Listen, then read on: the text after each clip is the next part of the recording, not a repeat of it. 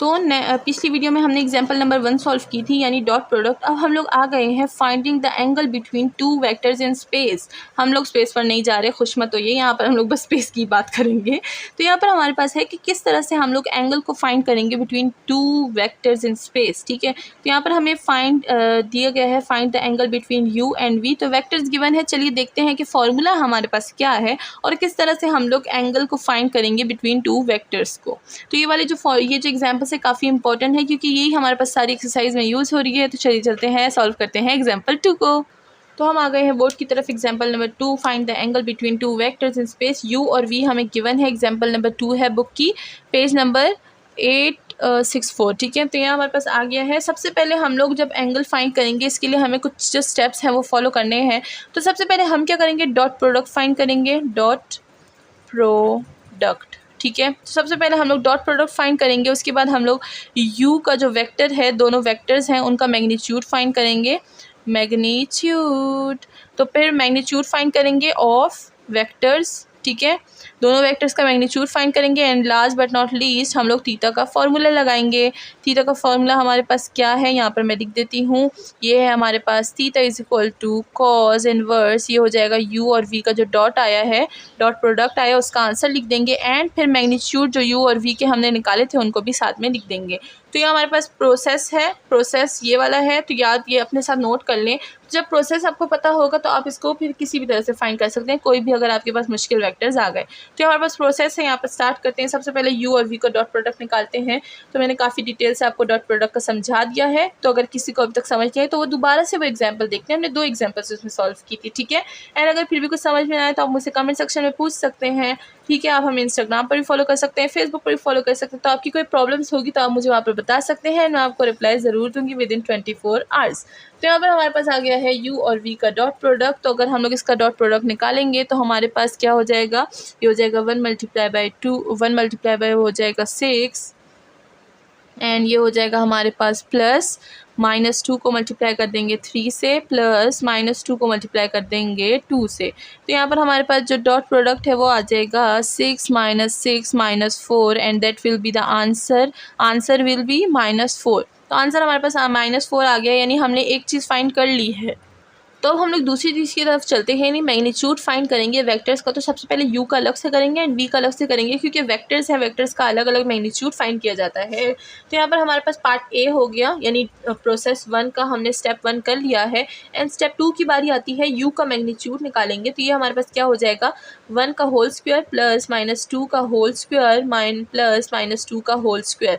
तो इससे हमारे पास जो आंसर आ जाएगा that will be very easy, √9। इससे हमारे पास क्या आ जाएगा, u का जो हमारे पास मैग्नीट्यूड है वो आ जाएगा 3।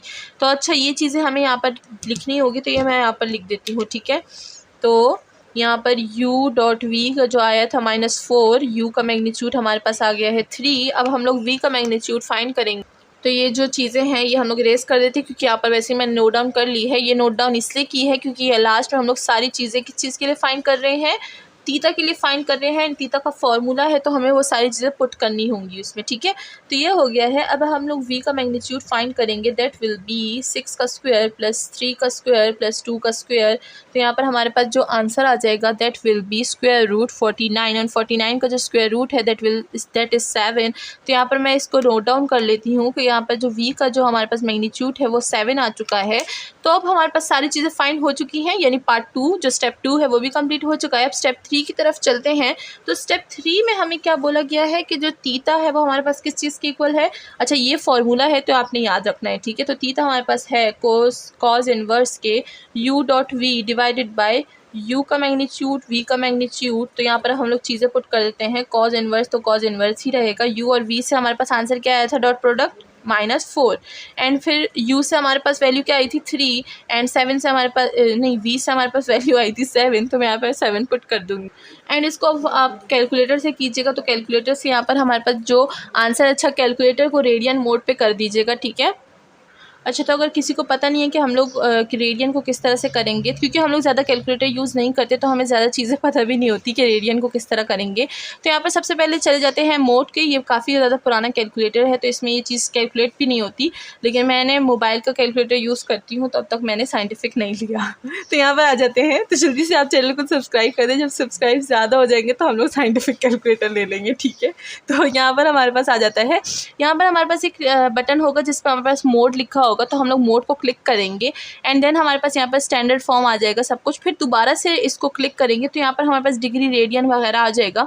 तो रेडियन के नीचे लिखा है 2, तो हम लोग 2 को प्रेस कर देंगे, ये हो जाएगा 2। तो रेडियन पे ये हो गया है।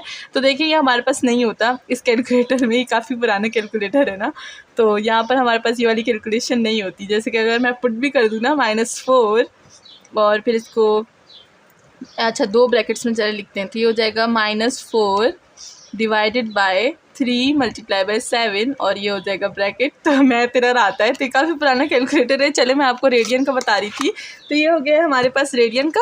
अच्छा, जब रेडियन में हम लोग उसको पुट कर देंगे तो जो कैलकुलेटर है, जिनके सही कैलकुलेटर है, ठीक है, तो उनका आंसर आ जाएगा। That answer will be 1.76 radian, ठीक है। तो ये जो सारी कैलकुलेशन मैं तो अपने मोबाइल में करती हूँ, बट एग्जाम में तो हम मोबाइल नहीं लेकर जाते, तो इसलिए आपको साइंटिफिक कैलकुलेटर चाहिए होगा। तो ये हमने रेडियन निकाल लिया है। तो इस तरह से हम लोग एंगल बिटवीन 2 वेक्टर्स निकालते हैं। याद रखिएगा ये प्रोसेस मैंने यहाँ पर स्टेप्स सीख दिए ताकि आपके लिए इजी हो जाए। एंड मिलते हैं नेक्स्ट वीडियो में with more question, more problem and more solution. अपना ख्याल रखिएगा, चैनल को लाइक, सब्सक्राइब और शेयर करना ना भूलिएगा। और अगर आप हमारी ऑनलाइन क्लासेस ज्वाइन करना चाहते हैं तो सारी डिटेल्स मैंने अपने चैनल पर दी हुई है, और एक शॉर्ट भी है, तो आप शॉर्ट में जाइए, वहाँ पर भी पूरे जो एक शॉर्ट है उसमें मैंने सारी डिटेल्स गिवन की हुई हैं। एंड अगर आपको ना मिले तो आप इंस्टाग्राम और फेसबुक पर हमें फॉलो कर सकते हैं।